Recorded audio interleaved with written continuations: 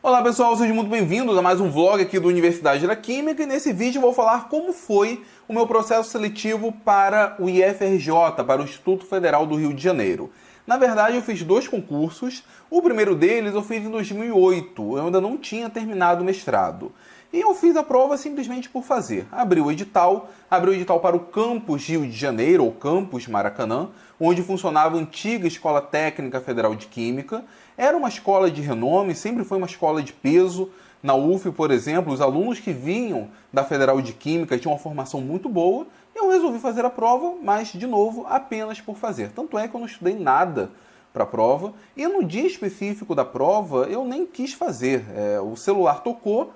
Eu dei uma olhada lá, coloquei para desligar, mas na verdade ele entrou na função soneca.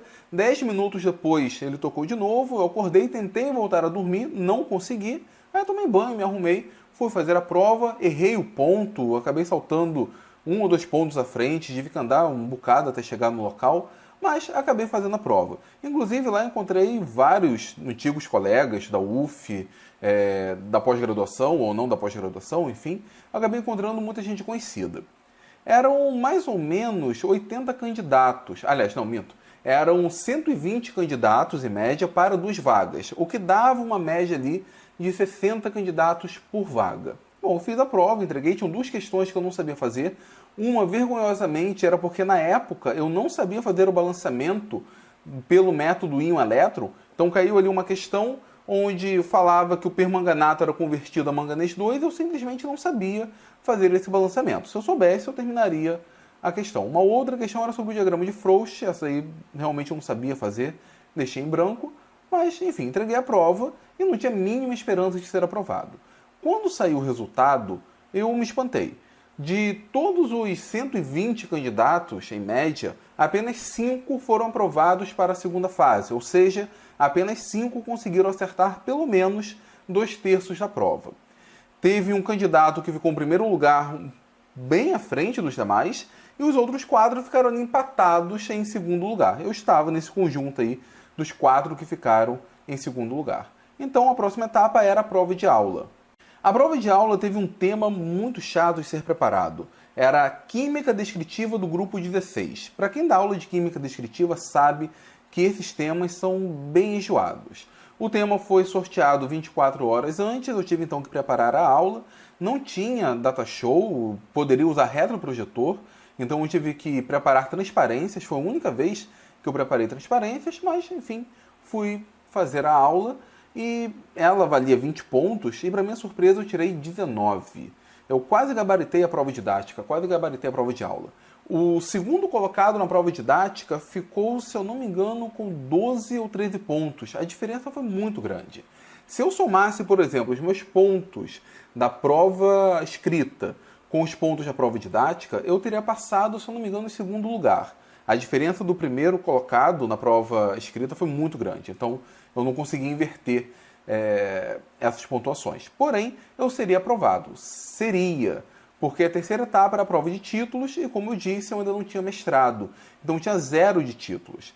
Contava como título mestrado, doutorado ou então ano completo de experiência docente. Eu não tinha nenhum deles. O meu período como professor em pré-vestibular, como era algo meio que informal, afinal eu era aluno, era um pré-vestibular comunitário, acabou não contando. Eu fiquei com 0 na prova de títulos, acabei ficando em último lugar. Então não fui chamado, infelizmente.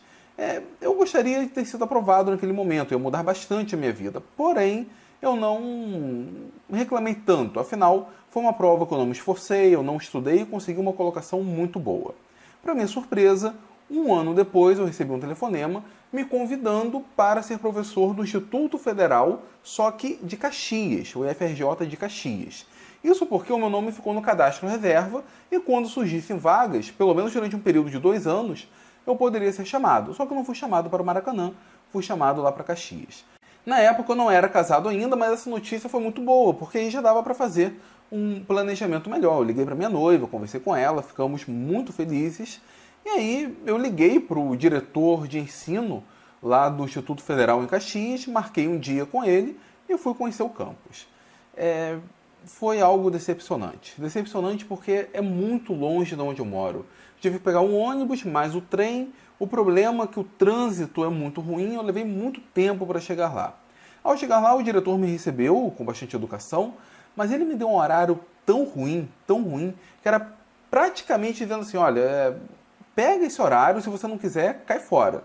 E acabou sendo isso o que aconteceu.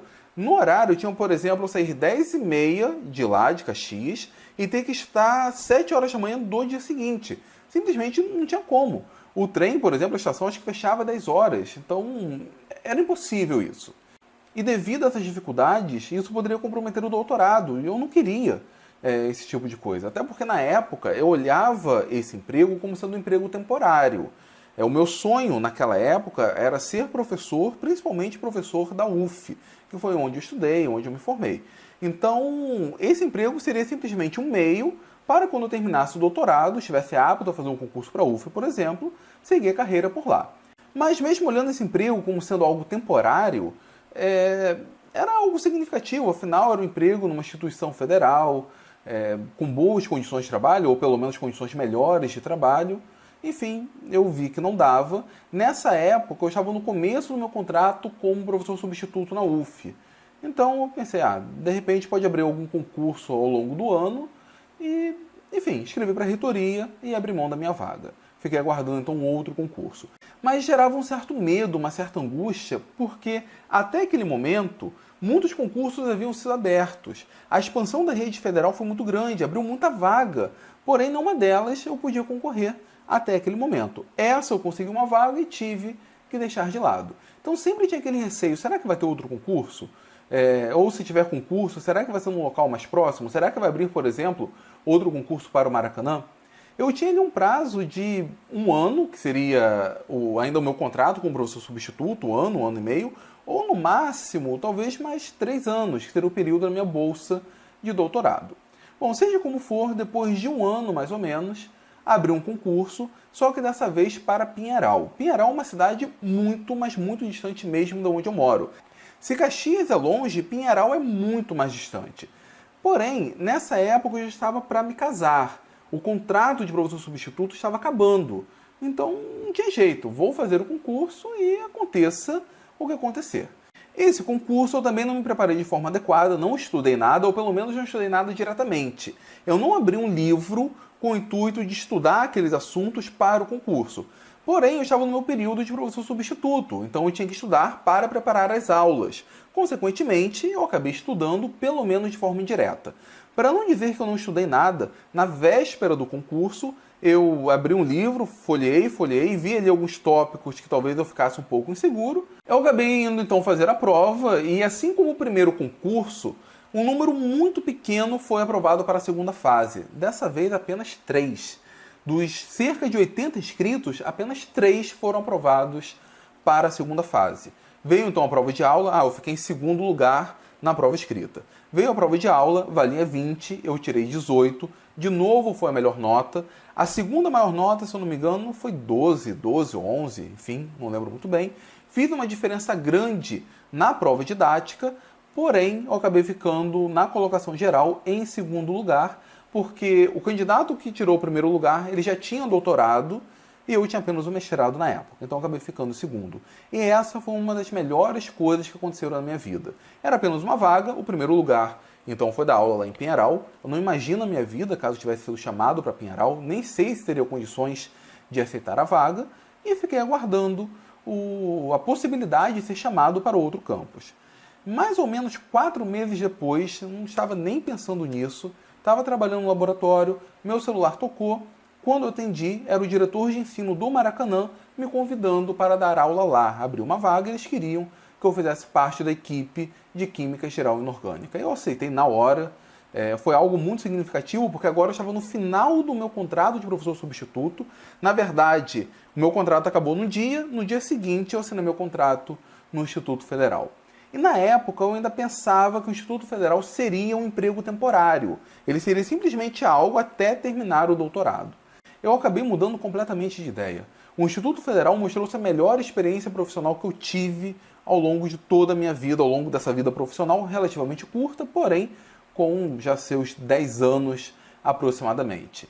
Eu dei aula no Instituto Federal do Rio de Janeiro, ou Instituto Federal do Maracanã, até 2015, E de 2015 até agora eu estou dando aula no Instituto Federal de São Gonçalo. É bem mais próximo da minha casa, a questão de transporte, enfim.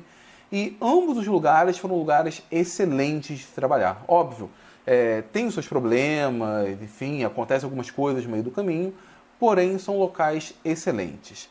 Os amigos que eu fiz, o contato com a direção, com os coordenadores e principalmente com os alunos. Ambos locais são excelentes e hoje, se alguém me perguntar se eu queria trocar, por exemplo, o Instituto Federal para dar aula na UF, que até um tempo atrás era o meu sonho profissional, eu digo categoricamente que não.